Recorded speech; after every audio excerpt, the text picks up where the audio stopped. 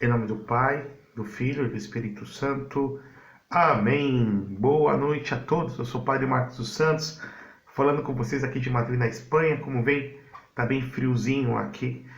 Então, nós estamos já no dia 2 de novembro, que é 5 horas a mais daí do Brasil, dia da comemoração de todos os fiéis defuntos. Nós vamos lembrar todos os nossos falecidos e também vamos meditar um pouco sobre essa realidade que é pertinente a todos nós, que é justamente a própria morte. Vamos pedir a intercessão da Virgem Santíssima, em nome do Pai, do Filho e do Espírito Santo. Amém. Ave Maria, cheia de graça, o Senhor é convosco. Bendita sois vós entre as mulheres, bendito o fruto do vosso ventre, Jesus. Santa Maria, Mãe de Deus, rogai por nós, pecadores, agora e na hora de nossa morte. Amém. Nossa Senhora da Consolação, rogai por nós. Nossa Senhora da Boa Morte, rogai por nós. Então, desde já, eu convido você a dar seu like, a você divulgar este canal, passar para outras pessoas também. E nós vamos meditar o Evangelho que vai ser lido hoje na igreja. O Senhor esteja convosco, Ele está no meio de nós. Proclamação do Santo Evangelho de nosso Senhor Jesus Cristo, segundo São João. Glória a vós, Senhor. Capítulo 6, versículo 37 a 40. Naquele tempo, disse Jesus às multidões: todos os que o Pai me confia virão a mim, e quando vierem, não os afastarei, pois eu desci do céu não para fazer a minha vontade, mas a vontade daquele que me enviou. Esta é a vontade daquele que me enviou, que eu não perca nenhum daqueles que ele me deu, mas o ressuscite no último dia, pois esta é a vontade do meu Pai, que toda pessoa que vê o Filho nele crê tenha a vida eterna, e eu o ressuscitarei no último dia. Palavra da salvação, glória a vós, Senhor. Que as palavras do Santo Evangelho perdoem os nossos pecados. Amém. Eu pensei, justamente tratando de tema de hoje, fazer essa homilia, não tanto uma homilia, mas uma catequese, sobre como que a parte técnica, a parte teológica, podemos assim dizer, com relação à morte. Eu digo isso porque, evidentemente, todos nós já perdemos alguém querido, né? E sabemos o quanto que nós sofremos com essa perca. Como também todos nós vamos um dia falecer, não sabemos a hora, mas vai chegar o último dia, vai chegar o nosso dia. Então, para que nós possamos entender sobre o que a Bíblia, sobre o que a tradição, sobre o que a Igreja ensina sobre a morte, é necessário nós entendermos a antropologia. O que é o homem? O que é o homem? Bom, Aristóteles, tentando dar uma definição de homem, vai dizer que o homem é um animal racional, e não deixa de ser verdade.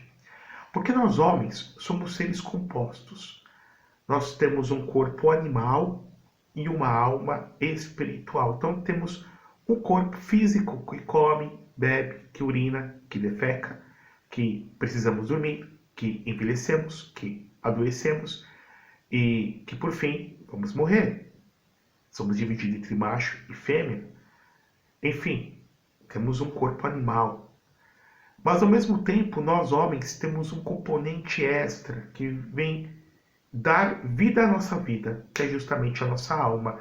A alma que vem do latim anima, que significa aquilo que dá ânimo, que dá a vida, ou a pneuma, o sopro de Deus, ou seja, Deus comunicando a sua vida em nós. Ou seja, nós homens não somos meramente um amontoado, um conglomerado de moléculas e células, não.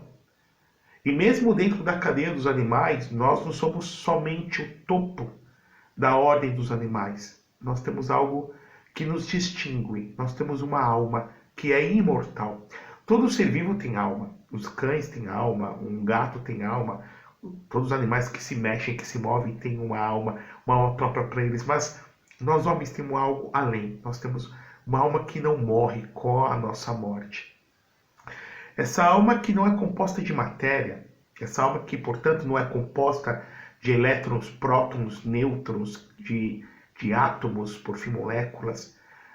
Portanto, se ela não é composta de matéria, essa alma ela não pode ser decomposta, porque ela é simples.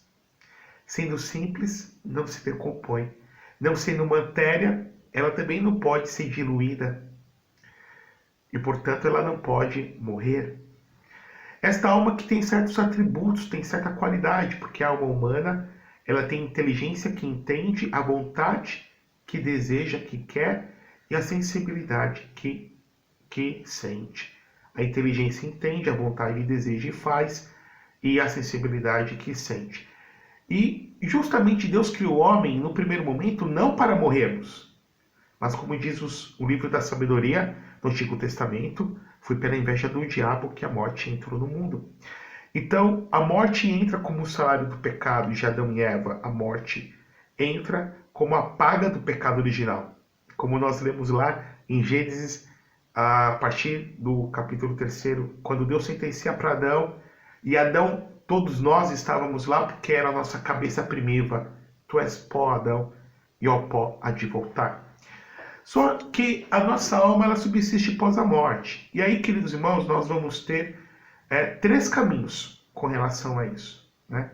Nosso corpo vai ser posto na terra e vai voltar para onde ele veio, mas a nossa alma vai subsistir, e nos diz em Hebreus, no Novo Testamento 9:27, depois da morte, foi determinado por Deus que todo homem morra, e depois da morte vem o juízo.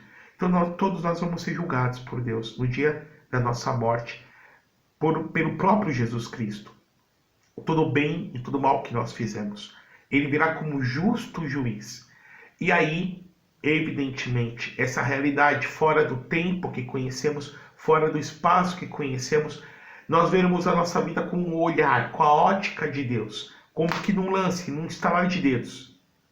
E se eu caminhei com Jesus, se eu aceitei Jesus na minha vida como meu Senhor e Salvador, se recebi os sacramentos, o batismo, né? Jesus mesmo diz em Marcos 16, aquele que crê e for batizado será salvo, quem não crê será condenado. Recebi o corpo e o sangue dele, quem come da minha carne e bebe do meu sangue permanece em mim e eu nele, e eu o ressuscitarei no último dia, como está em João capítulo 6. Se eu recebi o sacramento, se eu aceitei Jesus, se eu me esforcei para não pecar. Evidentemente que nós pecamos ou por malícia, ou pela nossa própria maldade, ou por fraqueza, mas que seja, uma vez pecando, se eu me arrependi, se eu me levantei, se eu me confessei, aqui está o valor do sacramento da confissão e também da unção dos enfermos, que não tem caráter de perdão de pecados em grau extraordinário. Daí a importância de você que está me vendo, se tem alguém doente, chama o sacerdote. Vamos parar com esse preconceito de chamar o padre. Você priva o seu enfermo de receber graças estupendas espirituais próprias para ele. Então, se eu nessa vida aceitei Jesus, se eu nessa vida recebi o sacramento, se eu nessa vida me esforcei para não pecar, guardei os mandamentos, a lei de Deus, se eu nessa vida me esforcei para amar o próximo com amor sobrenatural, se eu nessa vida lutei contra a minha carne, contra o demônio, contra o mundo, se eu nessa vida me esforcei a se assemelhar a Jesus e ter devoção a Maria, tenha certeza que nós vamos entrar no céu e veremos Deus face a face pela sua misericórdia. Agora, evidentemente que para ver o santo é necessário ser santo. E aí, se falta alguma coisa a ser purificado, aí entra outra realidade, a realidade do purgatório. Temos a realidade do céu, aqueles que veem Deus face a face, mas temos uma outra realidade, daqueles que são salvos, porém ainda não foram admitidos à visão de Deus, que é a realidade da purificação. E essa purificação pode se dar nessa vida como na outra. Existem 2 tipos de penitência, a penitência ativa e a passiva. Ativa são aquelas penitências que eu escolho por conta própria. Então, um jejum, dormir mais cedo, acordar mais tarde. Perdão, o padre se confundiu. Dormir mais cedo, acordar mais cedo, né? Dormir mais tarde. O jejum, tomar um banho de água gelada, não sei, comer alguma coisa que eu não gosto, deixar de comer alguma coisa que eu gosto. Uma forma de eu me contrariar, a penitência ativa. E as penitências passivas, que são sofrimentos que Deus permite na sua providência que nós tenhamos. Uma enfermidade, uma contrariedade. Aquilo que São Paulo fala em Colossenses, completo na minha carne o que falta a paixão de Cristo. Se eu não purifiquei, unindo minha dor, a dor de Jesus nessa vida, vou ter que me purificar na outra, pelo purgatório. Só que as almas do purgatório, elas não podem nada por si.